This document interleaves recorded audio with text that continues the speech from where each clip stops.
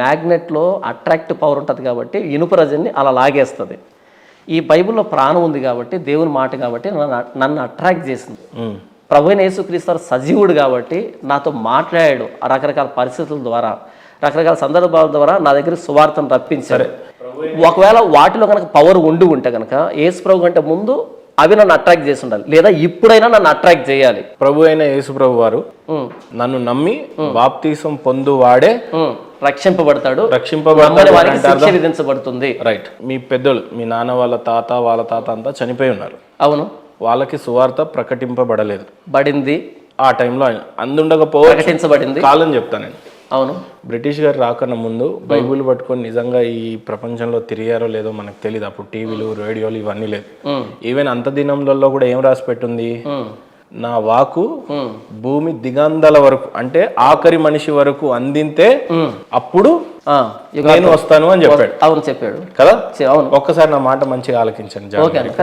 భూమి దిగంధాల వరకు నా యొక్క వాకు అందినప్పుడు నా రాక సంభవిస్తుంది అని చెప్పున్నాడు. అవును, చెప్పాడు. పోయిన వారి పరిస్థితి ఏంటి అని చెప్పున్నాడు. ఓకే, దానికి చెప్తానన్నా. సపోజ్ ఇప్పుడు మా ఊరుంది, చాలా చిన్న పల్లెటూరు. ఓకే. మా తాత వాళ్ళ తాతలకి ముందు ఓకే కనీసం ఎలక్ట్రికల్ బల్బు లేదు. నేను పుట్టి 2011-4లో అనుకుంటా, అప్పుడు ఎలక్ట్రికల్ చూసాం, అప్పుడు లైట్ చూసాం. అవును. వాళ్ళకి రేడియో అందే పరిస్థితి ముమ్మాటికి లేదు. వాళ్ళు చదువుకోనే లేదు కాబట్టి నీకు లెటర్ కూడా చదువుకోవడానికి లేదు. వాళ్ళకి సువార్త 100% అందలేదు. ఇప్పుడు వాళ్ళు ఎలా రక్షింపబడతారు చెప్తానన్నా. యోబు గ్రంథము 35వ అధ్యాయం 10వ వచనం నుంచి నేను చదివి వినిపిస్తాను. ఇది మొట్టమొదటి పుస్తకం బైబిల్లో, ఆదికాండం కంటే ముందు రాయబడిన పుస్తకం యోబు గ్రంథం. అయితే కూర్పులో ఇక్కడికి వచ్చింది ఇది. నేను చదివి వినిపిస్తాను. 35వ అధ్యాయం 10వ వచనం యోబు గ్రంథం ఏంటంటే, అయితే రాత్రి యందు కీర్తనలు పాడుటకు ప్రేరేపించుచు, భూజంతువుల కంటే మనకు ఎక్కువ బుద్ధి నేర్పుచు, ఆకాశ పక్షుల కంటే మనకు ఎక్కువ జ్ఞానం కలుగజేయచ్చు, నన్ను సృజించిన దేవుడు ఎక్కడ ఉన్నాడని అనుకుని వారెవరినూ లేరు. ఇక్కడ ఏమని చెప్తున్నాడు అంటే, ఈ జంతువులను చూసినప్పుడు, ఈ సృష్టిని చూసినప్పుడు వీటన్నింటికంటే నేను గొప్పగా ఉన్నాను కదా, మరి నన్ను సృజించిన దేవుడు ఎక్కడ అనుకునేవారు లేరంట. అంటే మనుషులు ఆలోచించట్లేదంట. ఆదికాండం 14వ అధ్యాయము 18వ వచనం నుంచి ఒక సందర్భం రాయబడిందన్న, నేను చదివి వినిపిస్తాను. మరియు షాలేము రాజైన మెల్కీసెదెకు రొట్టెను ద్రాక్షారసం తీసుకుని వచ్చెను. అతడు సర్వోన్నతుడగు దేవునికి యాజకుడు. అప్పుడు అతడు అబ్రహామును ఆశీర్వదించి, ఆకాశమునకు భూమికిని సృష్టికర్తయును సర్వోన్నతుడైన దేవుని వలన అబ్రహాము ఆశీర్వదించబడును గాక అని దీవించాడు. యోబు గ్రంథం ఏం చెప్పాను అంటే, ఈ సృష్టి కంటే మానవుడు అధికుడిగా ఉన్నప్పుడు నన్ను సృజించిన దేవుడు ఎక్కడా అని మానవుడు ఎందుకు ఆలోచించట్లేదు? ఎంతసేపు తినడం, త్రాగడం, నిద్రపోవడం ఇదేనా? నేను పుట్టాను, మరణిస్తున్నాను, నేను ఎక్కడికి వెళ్తున్నాననే స్పృహ లేదా, ఎరుక లేదా?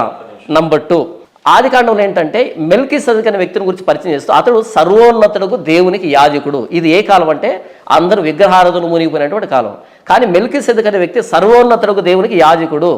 అంటే ఆకాశంలో ఒక దేవుడు ఉన్నాడు, సృష్టికర్త, ఆయన దేవుడు తప్ప మనం చేసుకున్నవి కాదు అని ఇక్కడ మెల్కీసెదెకు అనే వ్యక్తి యాజకత్వం చేస్తున్నాడు. అప్పటికే ఈ మానవులు పెట్టుకున్నటువంటి కాకుండా సర్వోన్నతుడు ఉన్నాడు, సర్వ సృష్టికర్తని ఆరాధిస్తున్నాడు. మరి మెల్కీసెదెకు ఉన్నటువంటి ఎరుక మన పితరులకు ఎందుకు లేకపోయింది? ఎంతసేపు తినడం, త్రాగడం, ఈ బ్రతకడమేనా? మరి మరణం అన్నది నిజమైనప్పుడు, మరణం అన్నది మన జీవితంలో వస్తుందన్నప్పుడు ఎందుకని మరణం తర్వాత ఏంటని ఆలోచించలేకపోయారు? యేసు సువార్త పక్కన పెడదాం కాసేపు. ఎందుకని మరణం తర్వాత ఏం ఉండబోతుందో ఎందుకు ఆలోచించలేదు? ఆ ఆలోచన లేకుండా తినడం, త్రాగడం దగ్గరే ఉండిపోతే కనుక జంతువులకి మానవుడికి అసలు తేడా ఏంటి, గీత ఏంటి మధ్యలో? యేసు ప్రభు సువార్త రానంత వరకు మనం ఈ సృష్టిని చూసి సృష్టికర్తను అంచనా వేస్తే అది నీతిగా ఎంచబడుతుంది. యేసు ప్రభు సువార్త రానంత వరకు. యేసు ప్రభు సువార్త వచ్చిన తర్వాత యేసు ప్రభు సువార్తను అంగీకరించావా లేదా అనే దాన్ని బట్టి జడ్జిమెంట్ ఉంటుంది.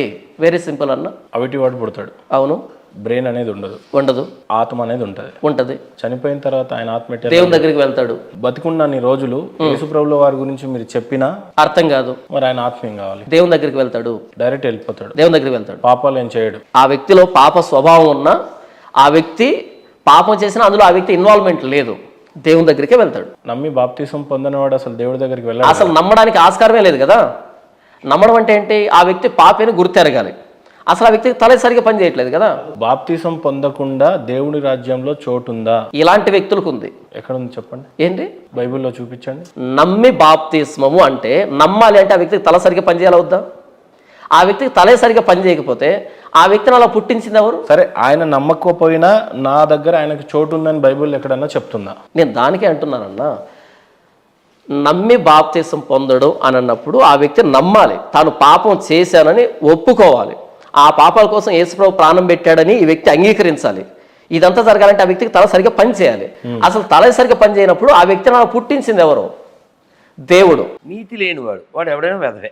ఈ ప్రయారిటీ ఏమిటంటే రిలీజియాసిటీ కాదు, మన ప్రయారిటీ మొరాలిటీ, మన ప్రయారిటీ హ్యుమానిటీ, మన ప్రయారిటీ నేషనాలిటీ. వీటికి వ్యతిరేకంగా ఎవడైనా ఏ మతమైనా మనం వ్యతిరేకిస్తాం. ఇక్కడ వాళ్ళు ఏదో దేవుణ్ణి నమ్మి అతను ఏదో సర్వశక్తిమంతుడని అనుకుంటున్నారు. అలా అనుకునే వాళ్ళు ఇప్పుడు మళ్ళీ సర్టిఫికెట్లో హిందూ పెట్టుకుని ఓ కులం పెట్టుకుని దాని మీద ఏదో కొత్త సంపాదించవలసిన అవసరమే ఉంది. అతన్ని ఎవరినో సర్వశక్తివంతుడు అనుకున్నప్పుడు ఈ దొంగ వేషాలు వేసిన పని లేదు. సుప్రీంకోర్టు తీర్పు యొక్క సారాంశం ఏంటంటే నిజాయితీగా ఉండండి. అదే చెప్తారు, గోనగానారిలా చెప్పకూడదు, నేను ఆడ ఉంటా నేను ఈడా ఉంటా అనకూడదు కదా. ఇటుండు లేదా అటుండు, అంతే క్లారిటీ. ఇదే ఈ మాట నేను ఒక్కనే కాదు, నువ్వు కూడా ఇంటర్వ్యూ చేసినట్టున్నావు. మణికంఠ జాన్పాల్, మణికంఠ జాన్పాల్ ఆయన పేరు నాకు తెలిసింది. నీకు తెలుసు కానీ అతని పేరు మణికంఠ కదా. ఓకే, వాళ్ళ నాన్న అయ్యప్పమాల 37 సార్లు వేసాడు చెప్పాడు కదా.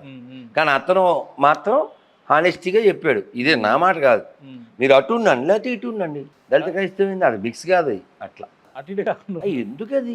ఎందుకది మోసం ఎందుకు చేస్తాను? కానీ ఇప్పుడు ఒక వ్యక్తి సరే అతను దళితుడైనా గిరిజనుడైనా ఎవరైనా కూడా ఆయన క్రైస్తవంలోకి మారిన అనడానికి పరిణామాలు అంటే ఎట్లా పర్టికులర్గా ఎట్లా మనం గుర్తిస్తాం వాళ్ళని? అంటే ఒక బైబిల్ పట్టుకొని ఇంట్లో ఒక శిలువ బొమ్మ పెట్టుకుంటే క్రైస్తవుడు అయిపోతాడా? నీ బిహేవియర్ బట్టి నువ్వెవరో చెప్తావు అంతేనా? ఇప్పుడు ఒక తాగుబోతు అని ఎలా అంటావు? 10 సార్లు ఆడు దొరికాడు దాన్ని వైన్ షాప్ దగ్గర, లేకపోతే అదేదో అంటో నోట్లో పెడతారు, ఆ చెక్కింగ్లో దొరికాడు. మరి వేయించా ముద్ర 10 సార్లు దొరికాడు తాగుబోతు అనొచ్చు అనకూడదు? ఒకసారి అయితే పోనీ లేదా ఫ్రెండ్స్ ఎక్కిచ్చారు అనుకోవచ్చు. 10 సార్లు 20 సార్లు దొరికితే వాడు రెగ్యులర్గా దొరికేవాడిని ఏమంటారు? తాగుబోతు. ఇట్లా రెగ్యులర్గా అతను ఒక విధానంలోకి వెళ్తే అతను అదే కదా. చాలా మంది క్రైస్తవ పాస్టర్లు ఏం ప్రశ్నిస్తారంటే ఒక గిరిజనుడు క్రైస్తవంలోకి మారితే ఎస్టీగానే ఉంటాడు, ఒక బీసీ క్రైస్తవంలోకి మారితే బీసీగానే ఉంటాడు, కానీ ఒక ఎస్సీ క్రైస్తవంలోకి మారితే బీసీసీలో ఎట్లా చేరుస్తారు, ఇది ఎక్కడ న్యాయం అనేటట్టు వాళ్ళ. న్యాయం అనే పదం, నీతి అనే పదం పాస్టర్లు వాడకూడదు. అవి లేనివాడే పాస్టర్ కాగలడు కదా. ఓకే, అంటే వాళ్ళకి న్యాయం నీతి ధర్మం ఏమి ఉండవా? అవన్నీ ఉంటే అసలు వాడికి పాస్టర్ ఎలా అవుతాడు చెప్పు? పాస్టర్ అంటేనే అబద్ధాలు చెబితేనే వాడు పాస్టర్, అంటే మోసం చేస్తేనే పాస్టర్. దానికి రుజువు ఏంటి? నువ్వే బోల్డ్ అని ఇంటర్వ్యూలు చేసావు, అసలు అద్భుతంగా బోల్డ్ అని మాట్లాడావు నువ్వు. బోల్డ్ మందిని ఆ పేరు కూడా నాది వెళ్ళదు కానీ వాళ్ళు ఓ శాంపిల్ చెప్తాను. ఇప్పుడు రోగాలు తగ్గబడును అని బోల్డ్ మంది పాస్టర్లు మీటింగ్స్ పెడతారు, బోల్డ్ అండి మనం మస్తు చూసాం కదా. అది అబద్ధమా కదా? పచ్చబద్ధం కదా. తైలాభిషేక ఆరాధన అని ఇంకోటి ఇంకా ఆడి పెన్నా కూడా అది అబద్ధమా కాదా చెప్పు? అది మిరాకిల్ అని వాళ్ళు అంటారు కదా. అంటే జరిగితే మిరాకిల్ నాన్న. ఇప్పుడు కొన్ని పదాలు ఇక్కడ వాడలేము. పొడుగ్గా అవుతారు అంటాడు, శరీరంలో మరో భాగం పొడుగ్గా అవుద్ది అంటాడు, జుట్టు పొడుగ్గా అవుద్ది అంటాడు. ఈ పొడుగ్గా అవడం అనేది నిజంగా జరిగిన మాటలేనా? కాదు కదా, కాదు కదా, అబద్ధం కదా. అలాగే పలానా రోగం తగ్గిందంటారు, ఎక్కడైనా ఎవిడెన్స్ ఉందా? సాక్ష్యం వాళ్ళే చెప్తారు కదా, లైవ్లో అక్కడ చెప్తారు కదా. ఇప్పుడు నువ్వు కూడా చెప్తావు BMW కారు ఉంది మా ఇంట్లో అని. మనం BMW బ్యాచా BMW బ్యాచా మనం కదా. ఇప్పుడు నువ్వు BMW కారు ఉందన్నా అనుకో, ఉపేంద్ర కారు ఎక్కడుందో ఒకసారి వెళ్ళొద్దాం అంటాను, అప్పుడు చూపించాలి. నువ్వు చూపించాలి, ఊరికే కబులు చెప్తే సరిపోయిందా? ఆధారాలు లేవు. అలాగా వాడు నిజంగా రోగాలు తగ్గించే అంత మిరాకిల్ చేసేవాడైతే ఎక్కడ చేయాలి? హాస్పిటల్లో కదా చేయాలి.